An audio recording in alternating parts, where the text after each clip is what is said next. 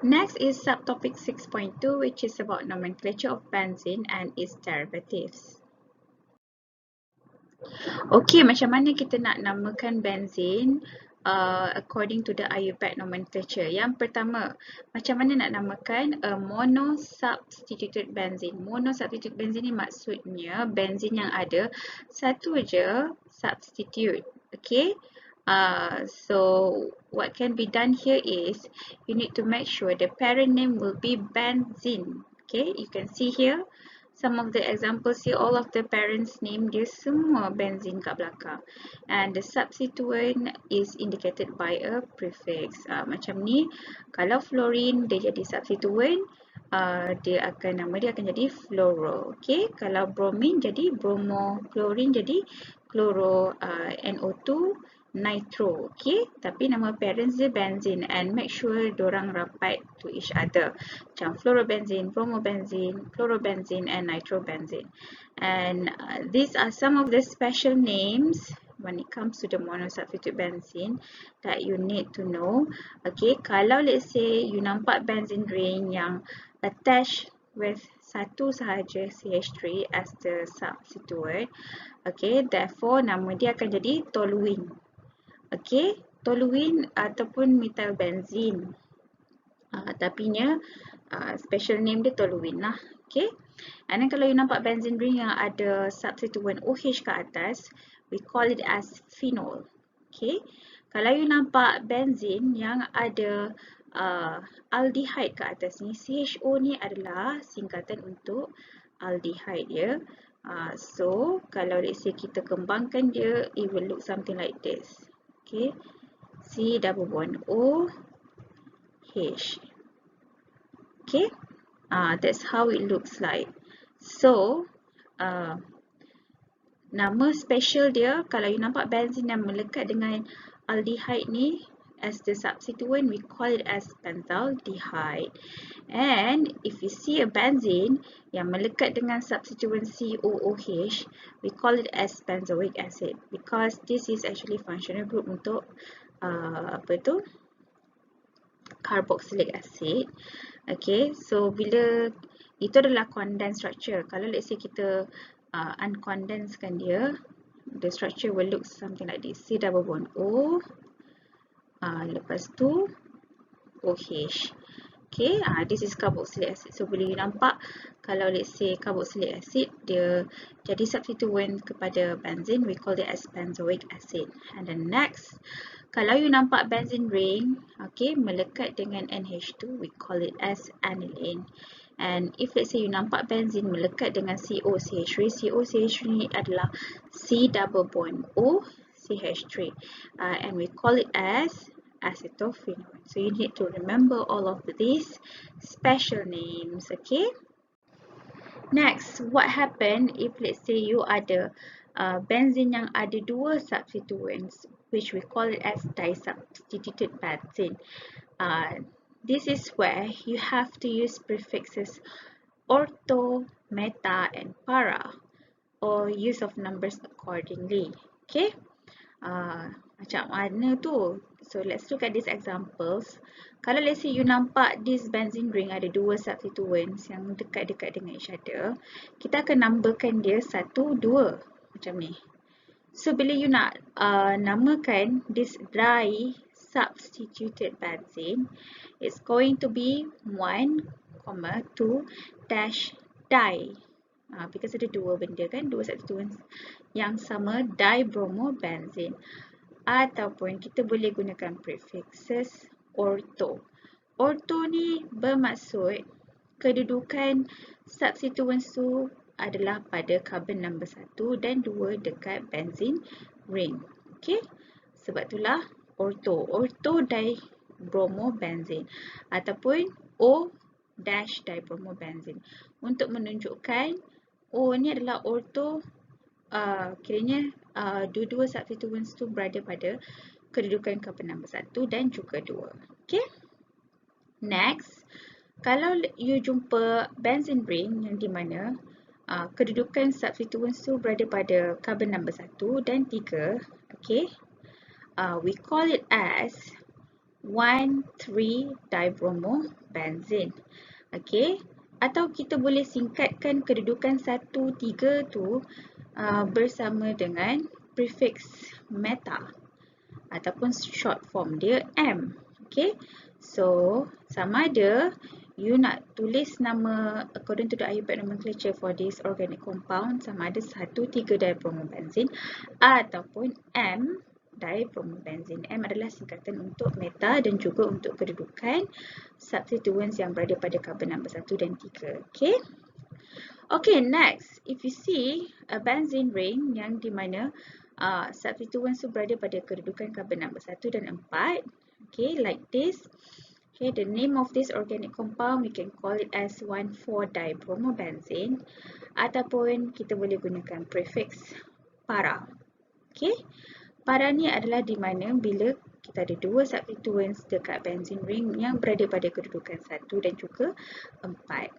Okay, so bila kita sama ada you boleh namakan this organic compound dengan nama 1,4-dibromobenzene ataupun p-dibromobenzene di mana P tu stands for para. Okay, so you just need to remember ortho ni adalah prefix yang kita gunakan bila kita jumpa substituents dan dekat benzene tu berada pada kedudukan carbon number 1 dan juga 2. Okay. Kalau meta pula, bermaksud kita akan nampak dua substituents yang dekat benzene berada pada kedudukan carbon number 1 dan juga 3. Okay. Kalau para pula adalah bila dua substituents dekat benzene tu kita jumpa dekat kedudukan carbon number 1 dan juga 4. Okay. Tapi bila you nak namakan dia, you kena short formkan lah. Bukan letak ortho, you letak O sahaja. Okay. And then also same goes to meta. Kita bukan letak meta, kita letak M sahaja dah memadai. Kalau para, kita letak P sahaja ya. And then you can look at the example kat bawah ni jugalah. This is 1,4-dimethylbenzene atau boleh je kita pendekkan dengan p-methyl-toluene. Kenapa toluene? Because we can see here, okay, di mana benzene ring ni, kalau let's say special name dia, kalau let's say ada substituent satu saja substituents dengan CH3, kita boleh namakan nama parent dia sebagai toluene. Okay, macam ni pula. Kita boleh namakan, since that kita jumpa substituents dekat carbon number 1 dan juga carbon number 3, so we can name this as 3-nitrobenzoic acid. Kenapa benzoic acid? Because kita bagi priority kepada COOH ni. Bila kita nampak COOH yang melekat pada benzene ring, okay, COOH yang melekat pada benzene ring, nama specialnya adalah benzoic acid. Okay, sebab itulah kita tak perlulah nak letak kat sini 1,3 dan 1,3 nitrobenzoic acid. Kita terus buat 3 nitrobenzoic acid. Sebab apa? Sebab this COOH as the substituents kita dah consider dia sebagai parent, so we don't need to number it. Okay, we know that ni memang carbon number 1. Lepas tu the next carbon yang you nak kena kira ialah daripada inilah COH kepada N2O ni sebab lagi dekat. And we found out that N2O ni dekat carbon number 3, so that's why dia akan jadi 3-nitrobenzoic acid. Okay, ataupun since that kita nampak ada dua substituents dekat carbon number 1 dengan 3, we can use prefix meta, which in this case it will be M-nitrobenzoic acid. Alright. Okay, kalau let's say ada dua different substituents yang ada dekat benzene ring, you need to select one of the substituents yang akan gives the new parent's name. Okay, by using this priority of the functional group, di mana kita prioritisekan kalau let's say you ada organic compound of benzene ring di mana kita ada nampak substituent COOH, so the priority will be given highly dekat COOH compared to COCl, COOR, CONH2, CHO, CN, COOH, NH2OH. So kalau let's say you nampak je organic compound macam ni, di mana dia ada substituent COOH yang melekat kepada benzene ring ni. So kita tak boleh lah letak nama parent dia benzene. Kita kena letak nama parent benzoic acid just because of we need to prioritize COH ni as a substituents yang present at this benzene, okay? Therefore, since that kita prioritize COH ni yang mendekat dengan benzene ring, so nama parent dia will be benzoic acid instead of benzene. Okay, lepas tu kita akan priority kedudukan carbon yang ada COH ni pun will be carbon number 1. Okay, so kita bolehlah labelkan carbon number 1 here. Okay, untuk tahu the next carbon number 2, you tengoklah yang paling dekat dengan next substituent. So if let's say I pusing kat sini, substituents OH ni berada pada kedudukan carbon number 3. Kalau let's say I pusing bawah, BR ni will be dekat carbon number 4. So kita akan pusing naik atas.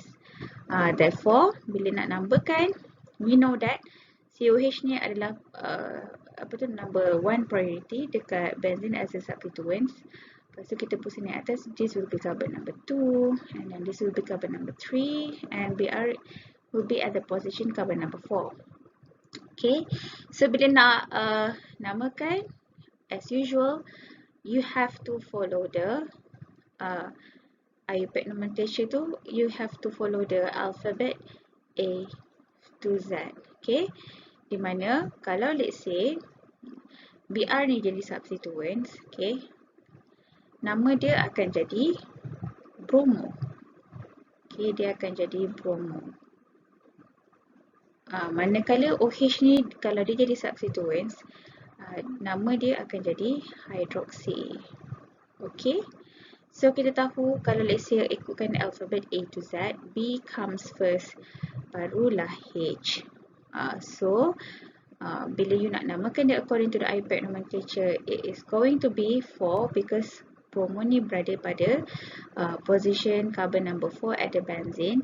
So 4 dash bromo and then dash 3 dash hydroxy because 3 ni merujuk kepada position of hydroxy di carbon number 3 at this benzoic acid.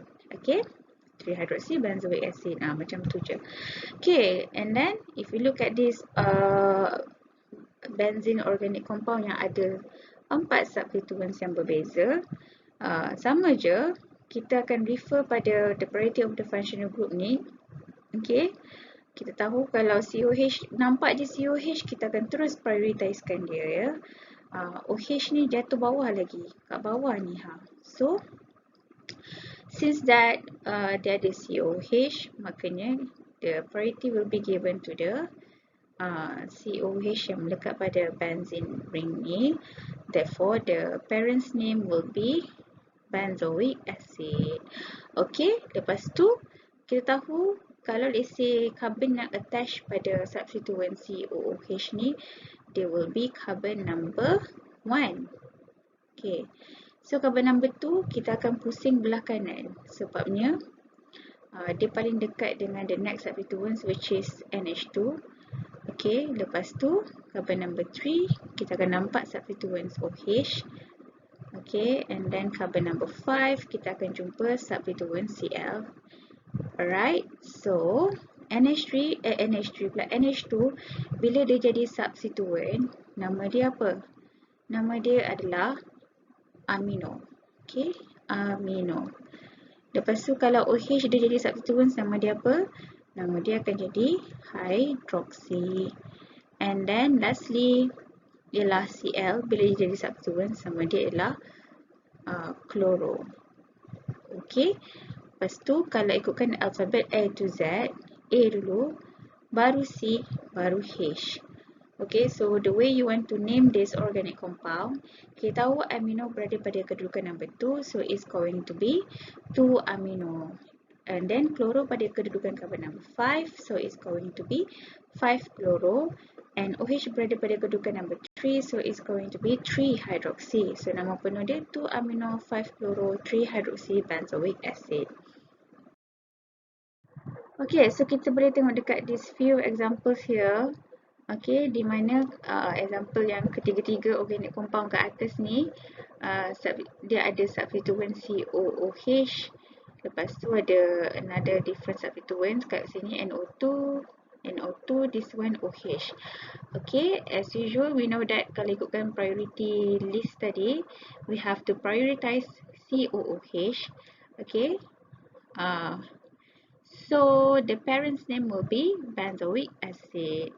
Lepas tu kalau substituents yang next macam mana, just namakan sahaja dia punya substituents ni. This is NO2. Kalau dia jadi substituent, sama dia adalah nitro dan dia berada pada kedudukan carbon number 2. And since that the priority is being given to the COOH, and therefore COOH will always be ada carbon number 1, ada benzene. Okay, so it will be 2-nitrobenzoic acid. Ataupun kalau you tak nak guna nombor 2, you boleh guna O lah. O ni represents ortho, di mana O ni adalah dia nak bagi tahu kita ada 2 substituents yang berada pada carbon number 1 dan 2. Okay, so ataupun O-nitrobenzoic acid. Okay, next, this is 3-nitrobenzoic acid ataupun M-nitrobenzoic acid. M adalah meta. Dia nak bagi tahu lah dekat benzene tu kita ada 2 substituents dekat kedudukan nombor 1 dan 3. Okay, and also since that the priority is being given to the COH, so that's why the parent's name adalah benzoic acid. So dekat carbon number 3 ada substituents nitro, so it's going to be 3-nitrobenzoic acid. Okay, lastly, we can see here at this benzene ring ada 2 substituents COH dan juga OH. So but kita akan bagi priority pada COH untuk jadi carbon number 1 and also untuk jadi parent. So parent's name dia adalah benzoic acid, tapi kedudukan carbon number 4 ada OH as the substituent, so it's going to be 4-hydroxy benzoic acid. Ataupun kalau you tak nak guna number, you boleh guna huruf P, di mana dia nak bagi tahu P ni adalah para untuk kedudukan substituents dekat benzene berada pada 1 dan kedudukan carbon number 1 dan 4. Okay, next you can see here. Okay, OH ni dia jadi parent pula, ya. So as previous slide, we can see selain daripada COH as we can be the priority. Kalau kita tengok di list di bawah, OH, okay, OH NO2 tak ada pun dekat dalam list tu, I believe. Therefore, kita akan bagi priority dekat OH, okay, to be at the carbon number 1 in this benzene ring, and also dia akan jadi parent lah kat sini. Kalau let's say OH, substituent OH yang melekat dengan benzene ring, we call it as phenol. Okay, since that this is carbon number 1, carbon number 3 adalah ada substituents nitro, so terus buat 3-nitrophenol. Jangan pula buat 1,3-nitrophenol 3-nitrophenol.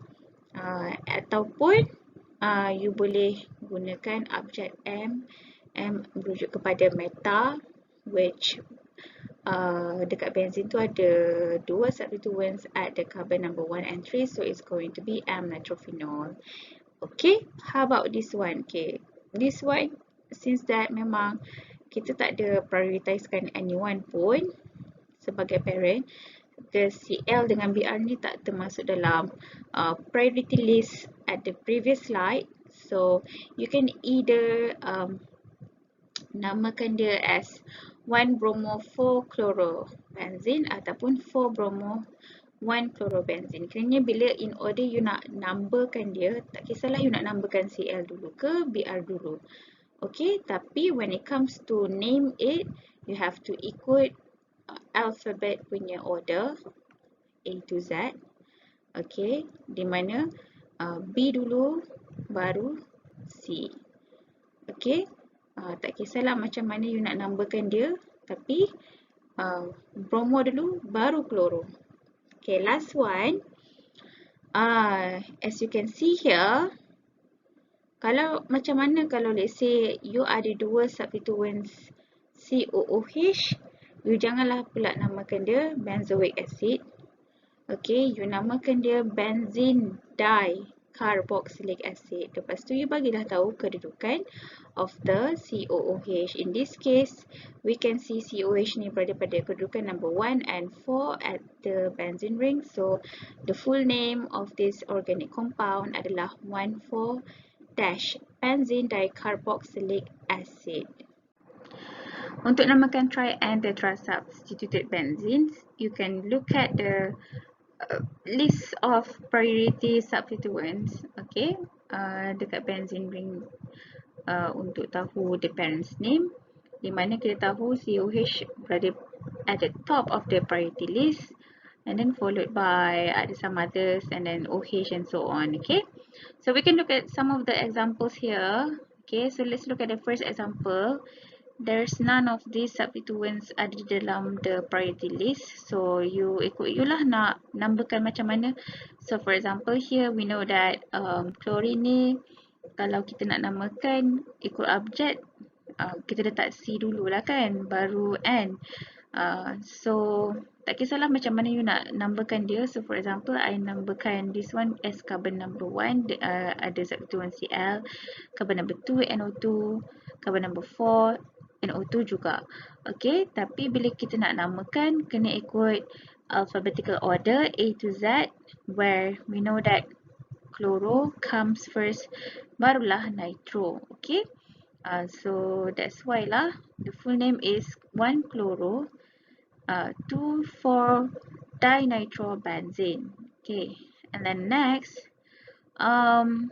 I know that kita boleh namakan the parent name as toluene, tapi terlampau banyak sangat CH3 as a substituents here.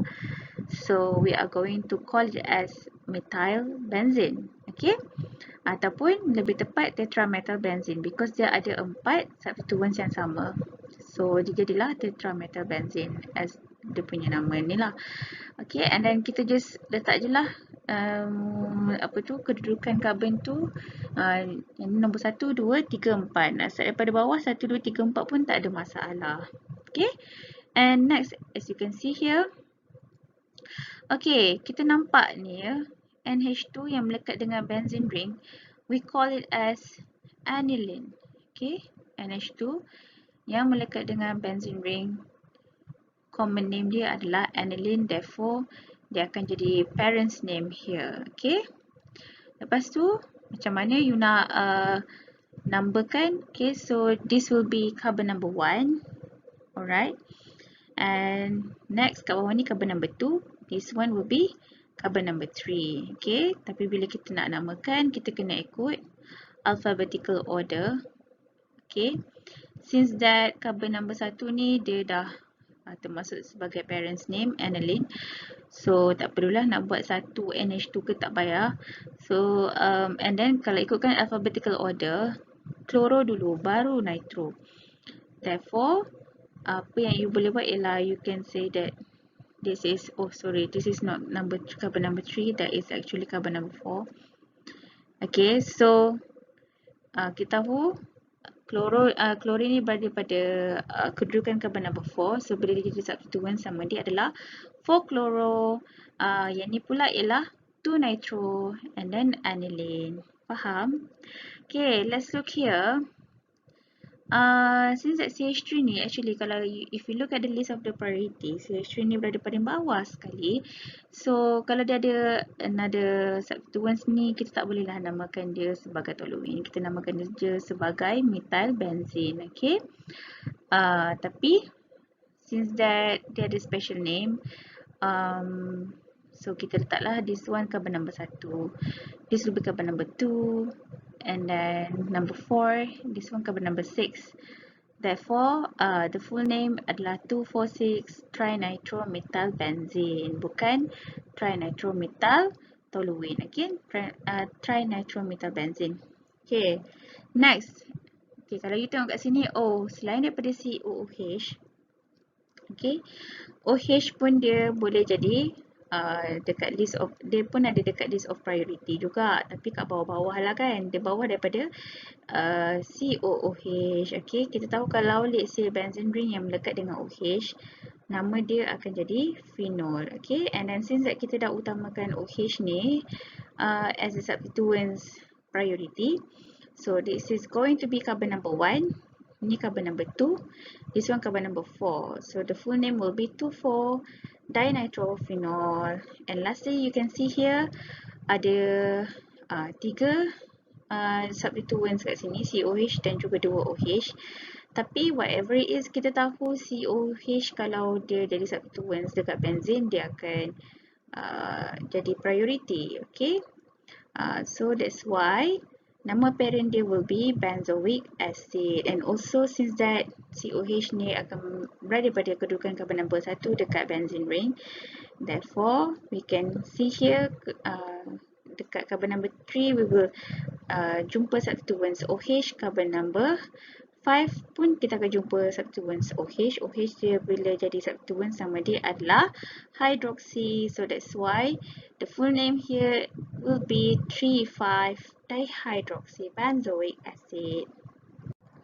Okay, what if benzene ring ni dia jadi substituents? For example, so we can see here ada 2 nama benzene ni bila dia jadi substituent, sama ada dia akan jadi phenyl ataupun nama dia bila jadi substituent so dia jadi benzyl. Okay, kalau phenyl ni, for example, you can see here, kalau benzene ring ni kita tahu all of the total number of carbons dekat benzene ring ni ada 6, betul tak? Okay, tapi kalau let's say this benzene ring dia melekat dengan dengan straight chain ataupun alkyl group yang ada hydrocarbon yang ada more than 6 carbon atoms, which in this case ada 7. So 6 mestilah kalah dengan 7 kan? So dia akan jadi substituent. Okay, substituents jenis phenyl. Okay, so you can see here, since that this is the parent, okay, therefore dia punya parent's name will be heptane. And at the carbon number 2 for this heptane, we can see benzene ni dia jadi substituent. So that's why the full name will be 2-phenyl. Bukan benzyl tau, phenyl. 2-phenyl heptane. Okay. Macam contohnya macam ni juga. Nantilah kita akan belajar pasal alkohol. You will know that the priority of the parent's name will be given to the straight chain yang ada alcohol group, OH group. Okay. So, therefore, this benzene ring dia akan jadi substituents. Tapi bila dia jadi substituents, we are not calling it as benzyl, we are calling it as phenyl. Because kalau benzyl ni dia ada syarat-syarat dia untuk you namakan dia benzyl. So, kat sini memang tak ada syarat-syarat untuk you namakan dia benzyl. So, it's going to be phenyl. Okay, but bila you nak namakan ni, it's going to be 2-phenyl 2-propanol. Okay, sebab OH ni berada pada kedudukan carbon number 2 of this straight chain. Next, okay, bila kita nampak functional group alkene, also kita akan berikan priority kepada parent's name tu kepada functional group alkene.